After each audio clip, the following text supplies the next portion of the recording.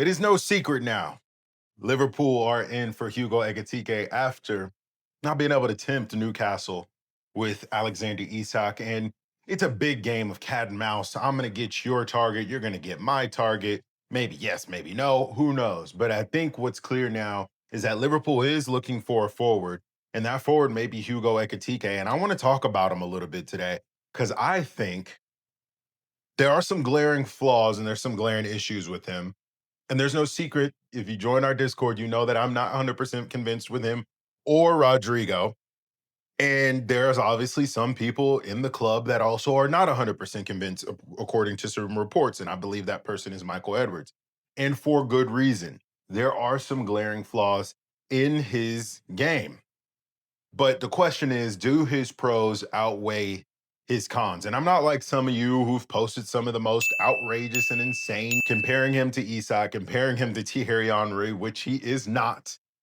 I decided to do the research for myself. I decided to dive into the stats and statistics myself and figure out what's up with this Hugo Ekitike kid.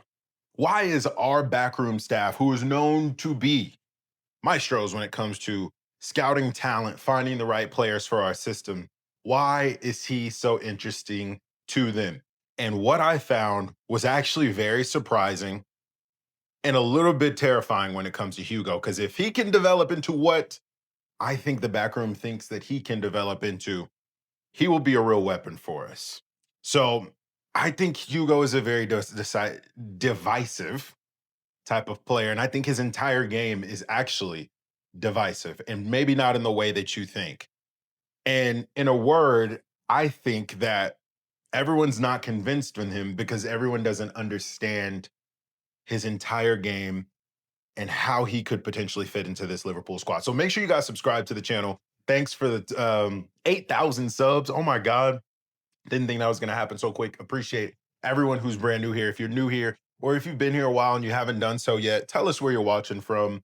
Maybe you can connect with some other Reds in your area. We used to do this all the time. Let's just bring it back. Tell us where you're watching from. Appreciate all of you guys. We move on to 10,000. So let's address the elephant in the room when it comes to Hugo Ekitike. A lot of people are talking about Hugo's XG, and I was one of them because XG is a prime indicator of whether you are a clinical player, not just a forward. It's obviously a very important stat if you are a forward, but it's a key telltale sign of whether or not you can put the ball in the back of the net.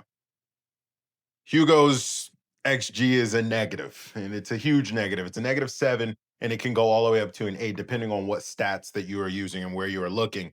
It's not good, and it's not just not good, it's actually really bad. It's actually the worst in all of the top 5 leagues, including Darwin's XG.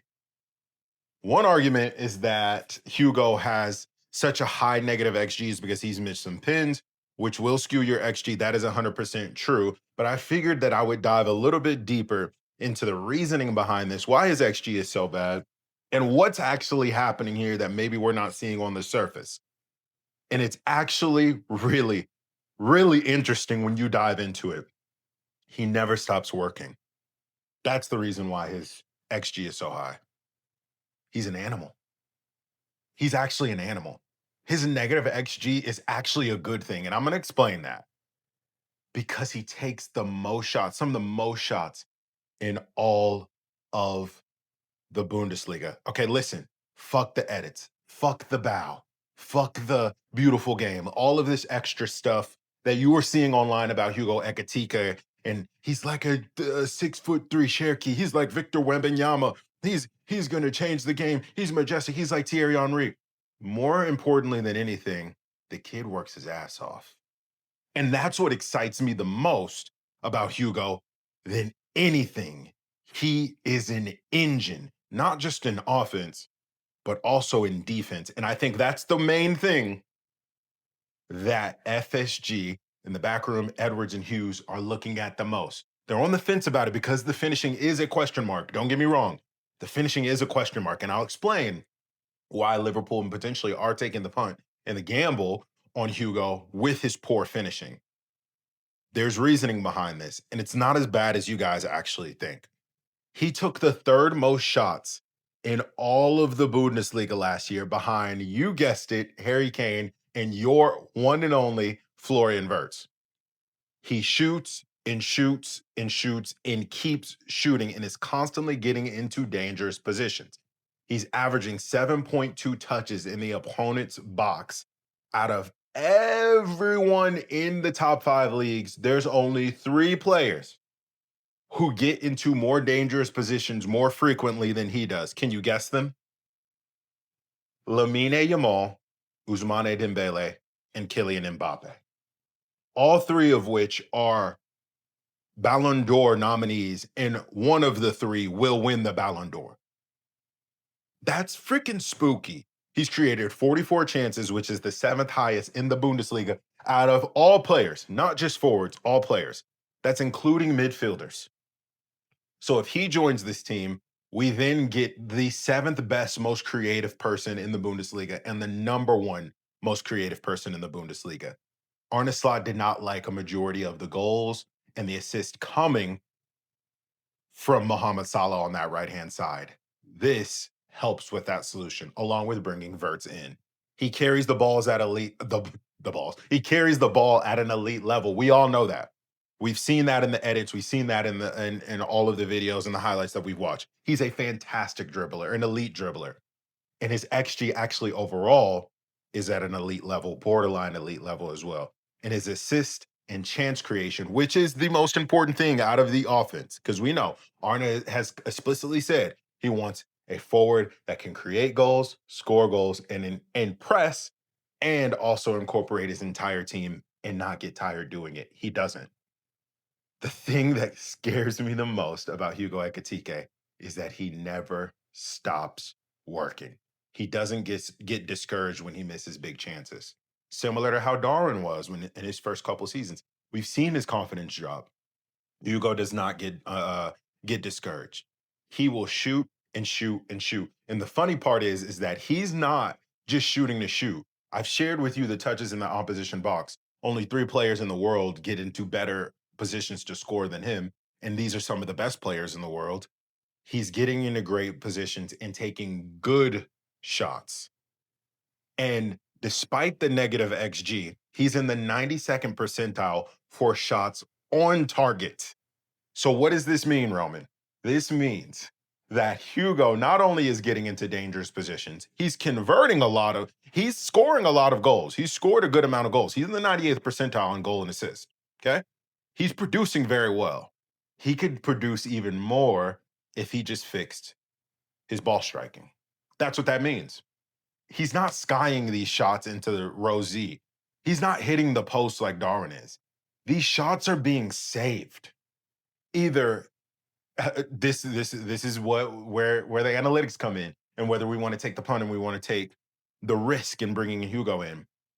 It's either we need to fix his ball striking and where he's placing the ball, and maybe even how hard he's hitting the ball. I've seen some of the last 15 shots, 18 shots, 20 shots, or whatever edits, and he doesn't hit the ball very well. He doesn't strike it very well. But that is a skill that can be taught and can be improved upon with the right training, right?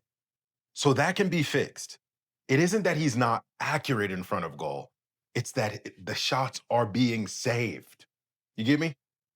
And not only on top of that, with such a bad XG, he still was able to break 20 goals last season. That's actually kind of impressive. He could potentially have been in the 30-goal range if he put his mind to it and he fixed the finishing, which I think that we can fix. All of this comes down to one key flaw that Hugo has. And it's not all sunshine and rainbows, and I'm trying to really emphasize on that, is that he has poor ball striking, but we can fix that by surrounding him with the right people and continuing to putting him in dangerous positions. Now, that's not the only stat that shocked me. The one that shocked me the most was his defense, his pressing.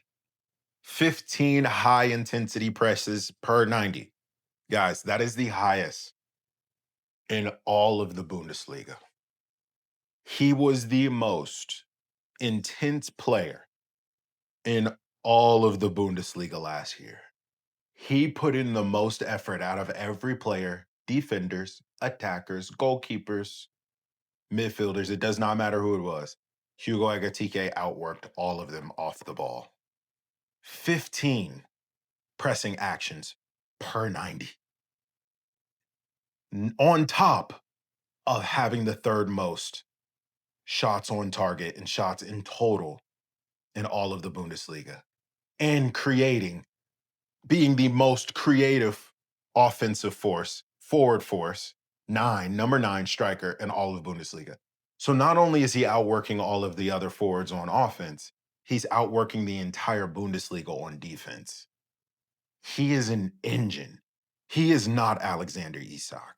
Let's get that very clear, because I see a lot of people comparing him. They are not the same. Isak is a fantastic finisher. Hugo needs work and can improve. He's 22 years old.